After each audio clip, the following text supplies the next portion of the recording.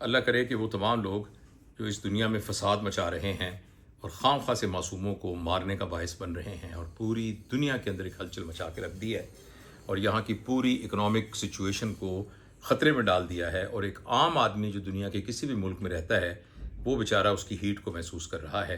काश अल्लाह ताला करे कि उनको कुछ अक्ल आए और वो अपने ज़ाती मफादात और ग्रोही मफादात को एक तरफ करके लोगों के बारे में सोच सकें, ह्यूमैनिटी के बारे में सोच सकें।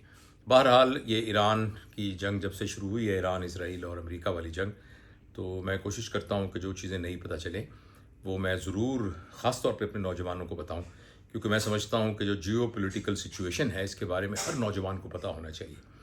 तो अभी एक प्रेस कॉन्फ्रेंस लगी हुई थी डोनाल्ड ट्रंप की ओवल ऑफिस में जो वो करते हैं, और उसमें बड़ी मज़ेदार बातें उन्होंने की। पहली बात ये की कि हम जंग जीत चुके हैं।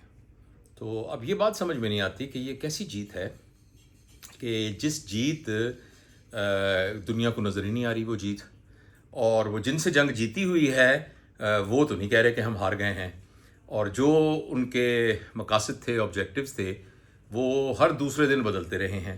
अब उन्होंने ये कहा कि नहीं, जो हमारे ऑब्जेक्टिव थे हमने अचीव कर लिए हैं, क्योंकि ईरान अगर हम हमला ना करते तो 2 हफ्ते के बाद मिडल ईस्ट के ऊपर उसने एटम बम गिरा देना था और ये इसराइल समेत सारे मुल्क तबाह हो जाने थे।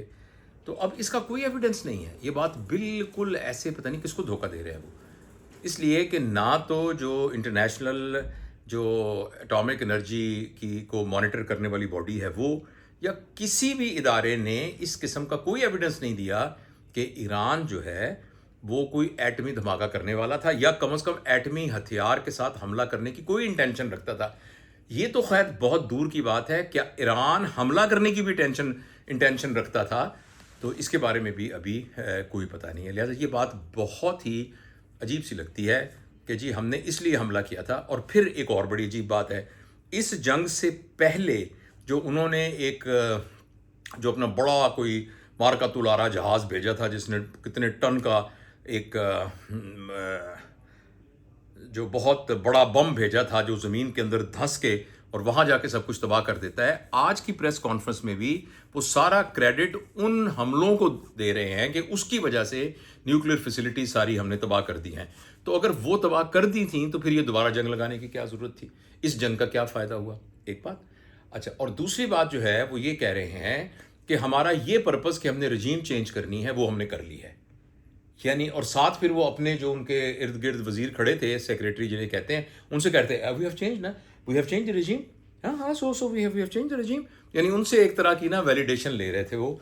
और साथ उन्होंने कहा कि रजीम का मतलब ये कि हमने फर्स्ट जो टीयर है उनका वो उनको मार दिया, दूसरों को मार दिया, तीसरों को और अब जो लोग बैठे हैं वो उनके साथ हम एक अच्छी गुफ्तगू कर सकते हैं। और उन्होंने हमें एक तोहफा भेजा है और बड़ा इनक्रेडिबल तोहफा भेजा है जिनसे हम नेगोशिएट कर रहे हैं। पता नहीं वो किनसे नेगोशिएट कर रहे हैं और पता नहीं वो कौन है जिन्हें उनको तोहफा भेजा है। तो एक बंदे ने पूछा आपको यूरेनियम दे दी? उन्होंने कहते नहीं यूरेनियम नहीं, ऑयल से मुतल्लिक कोई चीज़ दी है। अच्छा, पता नहीं अब ऑयल से मुतल्लिक क्या होगी चीज़। ज़्यादा ये होगा कि हुर्मुज़ की जो स्ट्रेट है उसको खोल देंगे, वो तो पहले भी खुली हुई थी, तो वो तो आपके हमलों से बंद हुई है ना, तो अगर उसको आपने खुलवा लिया तो वो क्या कौन सा कमाल किया। और दूसरी बात यह है कि ईरानी हुकूमत की डिफाइंस तो उसी तरह से है, वो तो उसी तरीके से सारे अपनी हुकूमत उनकी उसी तरीके से चल रही है। तो ये एक अजीब सी बात है और ऐसा लग रहा है कि जो दुनिया की सुपर पावर है ना वो अपना सिर्फ फेस सेविंग कर रही है और फेस सेविंग करके इस तरीके से कर रही है।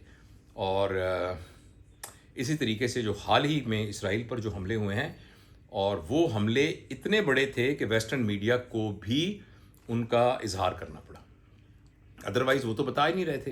वो तो सब कुछ पता, सबको पता था कि अगर वो एक कोई बंदा भी वहाँ की वीडियो बना के भेज दे तो उसको पकड़ के अरेस्ट कर लेते थे।